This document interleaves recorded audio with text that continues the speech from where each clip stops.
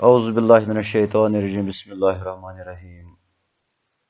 پیارے بچوں، السلام علیکم ورحمۃ اللہ وبرکاتہ۔ کل ہم نے فانی بدیوانی کی غزل کے چند اشعاروں کی تشریح کی ہے۔ آج ہم اگلے اشعار کی تشریح میں آپ کو بتاؤں گا۔ امید ہے کہ آپ غور سے اس کو پڑھو گے، سنو گے اور اپنی کاپیاں مرتب کر رہے ہوں گے۔ فانی بدیوانی جس کی زندگی ہمیشہ مایوسیوں اور غم میں گزری ہے، اسی پس منظر میں اس کے اشعار بھی یہاں درج ہیں۔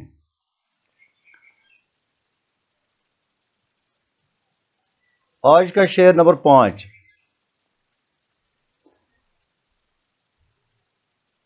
آنسو تھے سو خشک ہوئے، جی ہے کہ امڈ آتا ہے، دل پہ گٹا سی چھائی ہے، کھلتی ہے نہ برستی ہے۔ تو شاعر اپنی محرومی اور اداسی کا ذکر کرتے ہوئے فرماتے ہیں کہ میری اداسی، میری پریشانی اور میری ویرانی کا یہ عالم ہے کہ میں عمر بھر آہوزاری کرنے اور رونے پیٹنے کے بعد مجھ پہ جیسے سکتے کا عالم طاری ہو گیا ہے۔ سکتہ کہتے ہیں بے ہوشی کو۔ میرے دل کو محرومیوں، نا امیدیوں، ناکامیوں اور اداسیوں کی گھٹا نے گھیرا ہوا ہے اور میں دم بخود ہوا ہوں، جیسے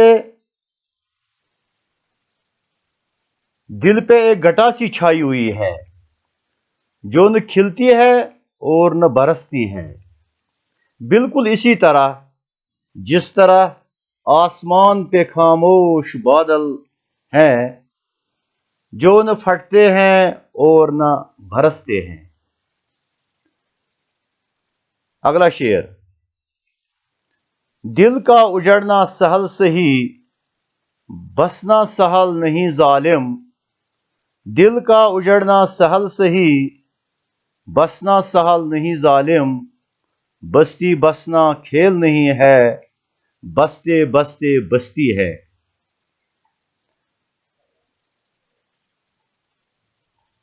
دل کا اجڑنا سہل سہی، بسنا سہل نہیں ظالم، بستی بسنا کھیل نہیں، بستے بستے بستی ہے۔ تو اس شعر میں شاعر اس حقیقت کی وضاحت کرتے ہیں کہ دل معمولی سی ٹھیس سے ٹوٹ جاتا ہے۔ دل کا نگر جلدی ہی اجڑ جاتا ہے، نگر کہتے ہیں بستی کو، لیکن ایک بار جب دل کی نگری اجڑ جاتی ہے تو اسے دوبارہ بسانا کوئی آسان کام نہیں ہوتا ہے۔ دل کی بستی بسانا کوئی بچوں کا کھیل نہیں ہے، یہ وہ بستی ہے جو مشکل سے ہی بسائی جا سکتی ہے۔ گویا ایک بار دل ٹوٹ گیا تو دوبارہ اس سے جوڑنا بہت مشکل ہوتا ہے۔ جیسے دل ایک نرالی سی بستی ہے،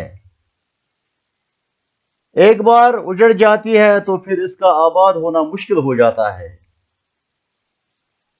انسانی بستیاں بسانا بھی کوئی آسان کام نہیں، ان کے آباد ہونے میں بھی برسا برس یعنی سینکڑوں برس لگ جاتے ہیں، لیکن دل کی بستی دل ایک بار ٹوٹ جائے تو پھر دوبارہ یہ نہیں بستی ہے۔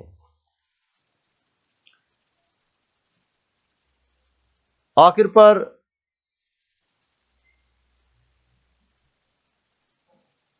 مقطع۔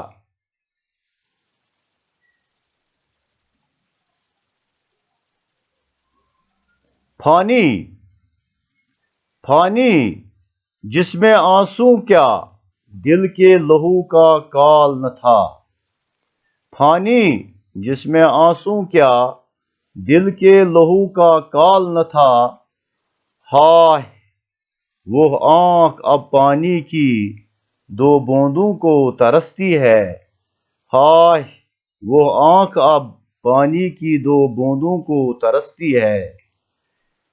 شاعر اپنے آپ سے مخاطب ہو کر فرماتے ہیں کہ میں زار و قطار روتا تھا، آنسو ہی نہیں بلکہ میرے دل کا خون بھی میری آنکھوں سے آنسو کی شکل میں ٹپکتا تھا، لیکن میں بہت آہوزاری کرتا تھا۔ اب میری آنکھوں سے آنسو بھی سوکھ گئے، دکھ کی حالت میں رونے اور آہوزاری کرنے سے دل کا بوجھ ہلکا ہو جاتا ہے، لیکن اگر انسان دکھ کی حالت میں آنسو نہ بہائے اور خاموشی سے صدمہ سہتا رہے تو اس طرح انسان پہ سکتے کا عالم طاری ہو جاتا ہے، جو بہت خطرناک صورت اختیار کرتا ہے، جو انسانی ذہن کو محرومیوں کے بحر مردار کے گہرے سیاہ پانیوں میں ڈبو دیتی ہے۔ شاعر کی حالت بھی ایسی ہی ہو گئی ہے، اب اس کی آنکھیں خشک ہو چکی ہیں اور آنسو کے لیے ترستی ہیں۔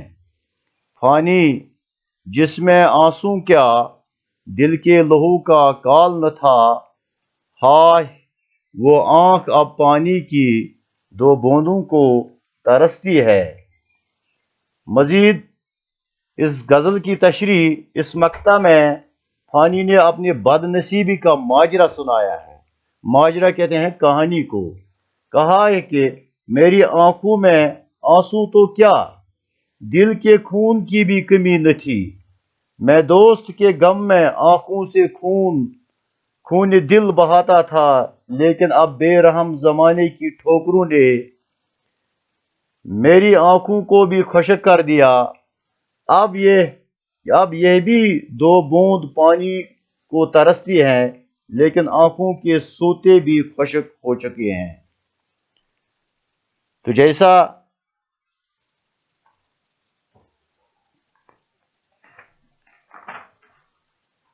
فانی کی زندگی کے بارے میں اسی پس منظر میں وہ شعر جو تھا، ہر نفس عمر گزشتہ کی ہے منیت فانی، زندگی نام ہے مرمر کے جیے جانے کا۔ اپنا خیال رکھیے اور اپنا کام خوش اسلوبی سے کرتے رہے۔ السلام علیکم۔